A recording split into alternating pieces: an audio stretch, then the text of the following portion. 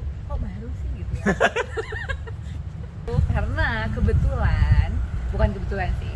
Jadi kita baru saja merayakan hari Muharram, tahun baru Hijriah, yang mana biasanya kalau di tahun Masehi orang berbondong-bondong bikin kayak year plan atau planning tahunan gitu ya.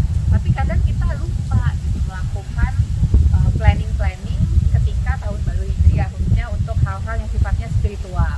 Nah, kali ini saya bersama guru saya, Kang Yasin ya. Pengen nanya nih, gimana sih Kang kira-kira atau apa sih yang perlu dipersiapkan gitu ya untuk memasuki tahun yang baru ini, dan apa yang perlu dilakukan? Ya, makasih Tauga. Alhamdulillah ketemu lagi bersama dengan kita di video ketiga ini ya, bersama dengan si Doi. Ya, jadi ada 5 hal teman-teman untuk membangun paradigma baru di tahun baru. Yang pertama, Teh Huga tadi sampaikan tentang satu hal yang penting, yaitu fundamental, tujuan, impian, visi. Seorang muslim dia harus mendefinisikan kembali setiap tahun apa sesungguhnya visi hidupnya. Untuk apa dia hidup? Mau kemana dia ketika dia mati nanti?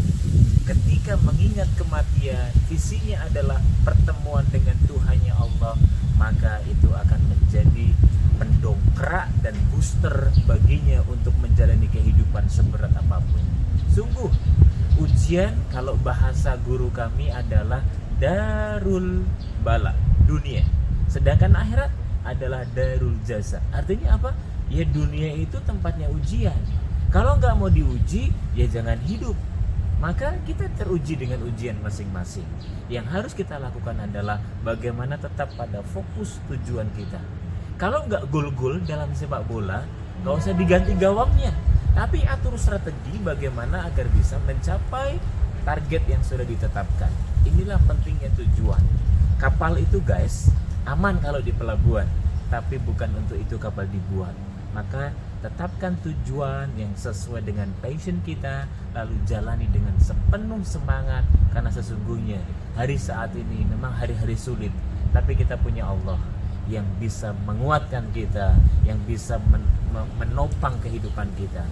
Bismillah, selamat berjuang. Semoga dengan tujuan tertinggi kita sadar bahwa kehidupan ini hanya sebentar. Oke, yang pertama itu.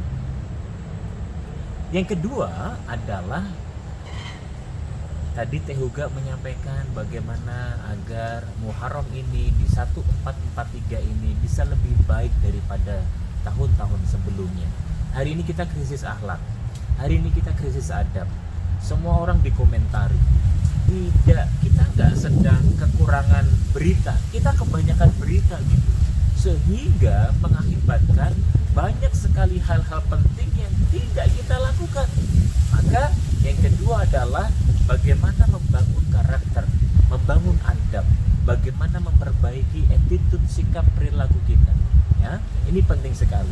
Entah dari pejabatnya, entah dari masyarakatnya, entah dari pemimpinnya, penting, semuanya elemen. Ya, kita seringkali menuduh, mengomentari, menghujat, menghina, membuli pemimpin. Padahal pemimpin itu gambaran orang-orang yang ada di bawahnya. Pemimpin itu gambaran rakyatnya.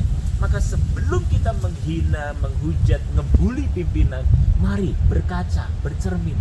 Kita mulai dari diri kita, memperbaiki akhlak dan adab kita. Begitu juga teman-teman yang ada di dunia pendidikan, ini hal yang sangat penting untuk kita perhatikan.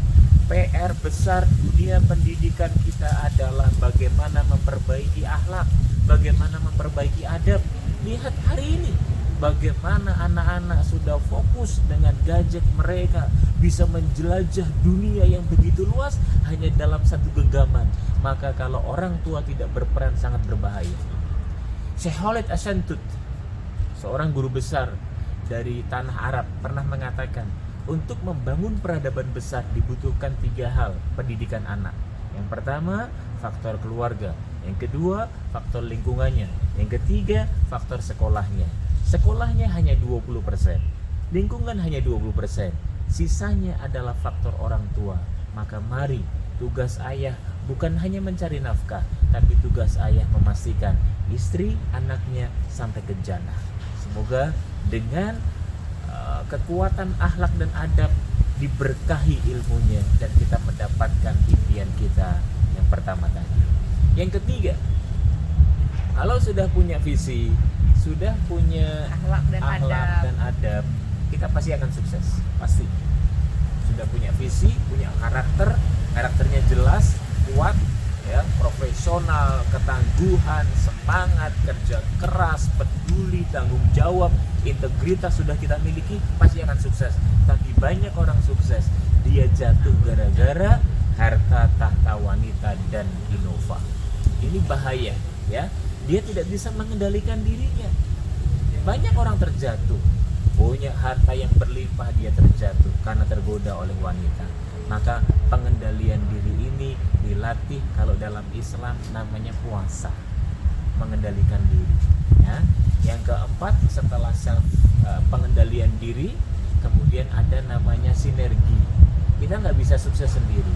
Saya butuh Teh Huga mungkin butuh organisasi yang lebih besar untuk terus bertumbuh, ya. Maka setiap hari pastikan bisa ketemu lebih banyak orang untuk mendapatkan wawasan yang baru, ilmu yang baru, pengalaman yang baru. Jangan hanya terkungkung di satu lingkungan saja. Dunia terlalu luas, ya. Teman 1000 terlalu sedikit, musuh 1 terlalu banyak.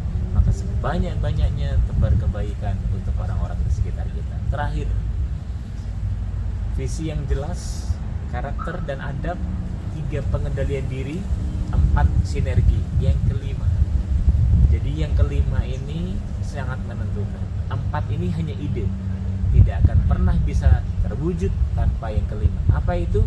Yang kelima adalah eksekusinya, action, bergerak, jangan diam di tempat, ya. Dan jangan merasa bergerak. Banyak orang sibuk, tapi pertanyaannya sibuknya untuk mencapai tujuan atau untuk menghabiskan waktu. 2 orang sibuk, 1 sibuk untuk hal penting, 1 sibuk untuk hal tidak penting.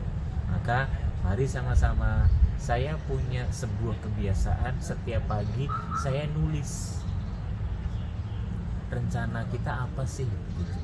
Karena kalau setiap pagi kita nggak nulis, hari itu kita akan direncanakan oleh sosial media kita, ya. Selamat mencoba hal-hal praktis yang sudah kita sharing bersama dengan sahabat saya Teh Huga. Semoga nanti bisa kita aktualisasikan, dan sekiranya teman-teman ingin belajar lebih banyak, teman-teman nanti bisa langsung bergabung bersama dengan kami. Untuk informasi lebih lanjut, teman-teman bisa langsung catat nomor ini, dan kita nanti akan menjalin silaturahmi untuk mendapatkan kebaikan lebih banyak lagi. Sampaikan salam untuk keluarga di rumah. Saya kembalikan lagi ke sahabat saya Teh Huga. Oke, Akang, terima kasih banyak untuk ilmunya. Jadi mulai dari visinya mau apa dulu, lalu adab dan akhlak, lalu juga ada sinergi. Iya. Satu lagi apa kurang? Satu, visi. Eksekusi. Ya. Seperti itu. Jadi jangan lupa untuk 5 hal ini teman-teman semua bisa terapkan di tahun baru, yang tahun Muharram yang baru ini. Oke. Tahun Hijriah yang baru ini. Ya, semoga tahun baru semuanya baru, semangatnya baru, jiwanya baru, kebersamaannya baru, ya. Mohon maaf lahir batin Teh Huga.